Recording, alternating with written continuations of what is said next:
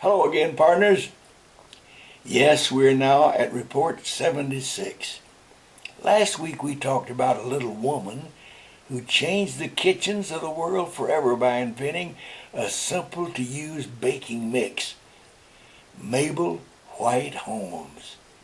Yeah, she saved us all thousands of hours in the kitchen and helped millions to have a good meal during the Great Depression. She was the driving force of a baking products empire, Jiffy Mixes. Well, my writer-researcher Dennis Daly says we're going to stay in the kitchen again in a way this week too. Well, he's discovered a man who single-handedly helped college sports, particularly college basketball, survive in the 1950s. Well, how'd he do that? His name's George Johnson. Before I tell you what he did, we've got to go back to one of those magical moments when things just seem to come together at the right time. And this one involves Dennis's old alma mater, Indiana University in Bloomington, Indiana. I'm not going to tell Dennis he talks too much about Indiana because today is his birthday. Happy birthday, Dinkster. Dinkster, yep, that's my personal term of endearment to him. So, Dennis, here we go with another Indiana story. We're going to go back to the early 1950s. Television was new, particularly in the rural parts of the nation.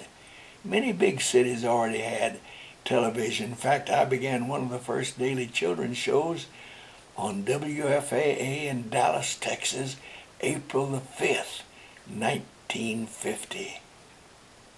An Indiana inventor named Sarkis Tarzian, a second-generation Armenian American, scraped together enough money to put a TV station on the air in the central part of the state.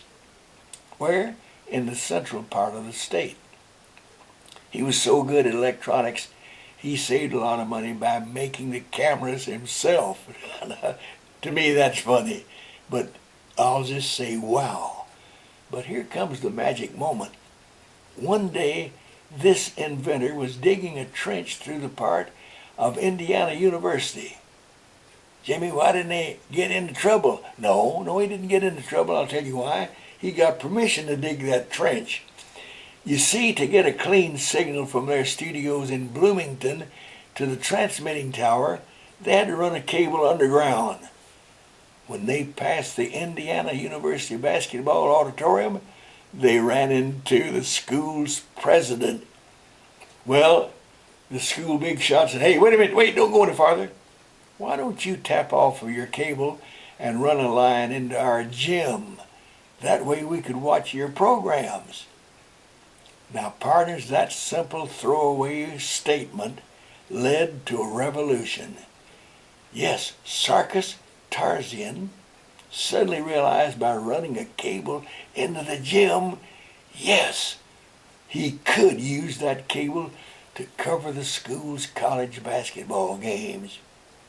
Just a thought, just one comment. Think of that.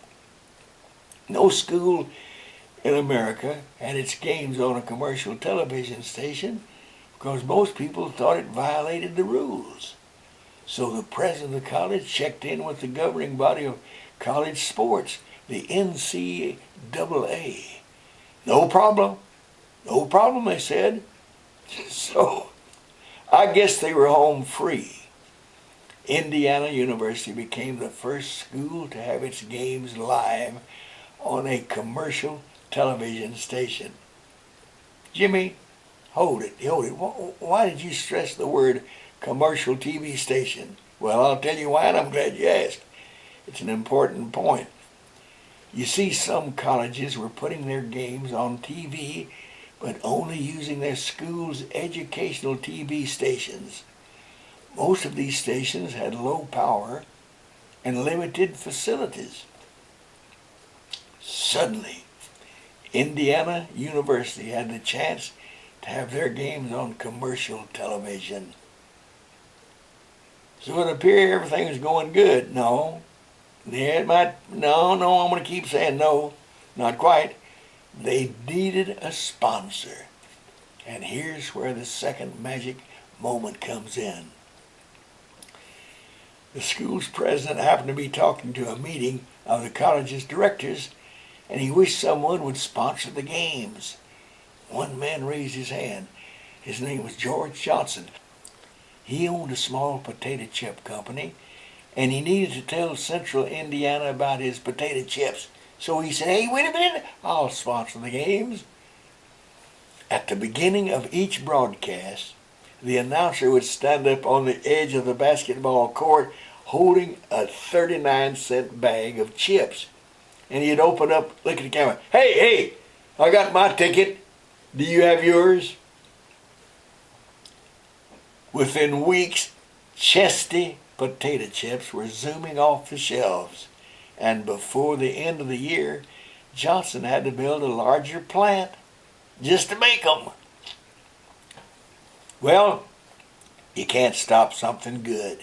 Word spread to all the other schools in the NCAA, and it wasn't long before every major college found a sponsor and had its games broadcast. George Johnson's little company sold so many potato chips, a larger one bought it, Fairmont Foods.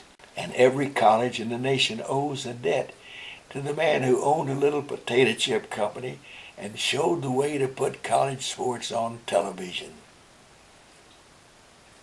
Hey, George Johnson never won a medal in war, but the next time you see a college basketball game, remember it all had to start somewhere. Someone had to be first to put his money where his mouth was, and that guy was George Johnson, an American industrialist who changed college sports and helped thousands of deserving boys and girls get a good education. All because of potato chips. Okay, you know the drill. Look up there. See those boxes? The farthest one on the right has our big red X. Click that one and whoosh, you'll be back to our reports page for the rest of this week's comments. Happy birthday again, Dennis. Boys, I repeat every week, Dennis, my writer and researcher, knows just where to return in time to bring the perfect stories for me to video and report to you each week. My special thanks again to all of you partners who've been so helpful with your tax-free contributions to our little foundation. Yeah, when you send that check to me, you're really helping things grow. Bless your hearts. God love you. Bless your hearts, as I said. Remind the teachers and principals to contact me about coming to their history and civic classes to tell my versions of stories about America they don't teach anymore in school today. I've said it a million times, we'll say it again. I love getting hugs from the students. We always hold hands in a circle, closing our sessions with a sincere prayer for one another and our leaders in Washington. Partners, God bless you, and God bless America. Thanks, Dennis.